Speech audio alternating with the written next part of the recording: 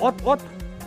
Ana Hasan Husandan qara. Yomon bir-biriga o'xshaydi-da. Ha, umuman ajratib bo'lmaydi. Hech qanaqa. Umuman o'xshamaymiz. To'g'rimi Husan? Ha, to'g'ri. Men sal chiroyliroqman. Men o'zimga o'xshayman.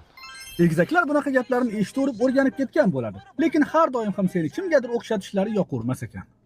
Aka qarang menga 8 ta manti, osh, 10 ta shashlik, qozon qovoq, norin, ko'za sho'rva, mastava, qaynatma sho'rva, lag'mon bilan keyin salat berasiz, xo'p? Uy, namuncha Hasan, mehmon keladimi? Yo'q, bitta o'zimga. Tezroq olib keling. Aha, xo'p.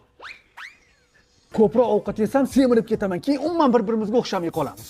Mayli, bir mazza qilar ekanmiz-da. Sen yemaysan, sen endi diyeta qilishing kerak. Hasan tezroq bo'l, men kiyimingki ketdi. Bugundan boshlab men sen bilan bir xil kiyinmoqchi emasman. Tushundingmi?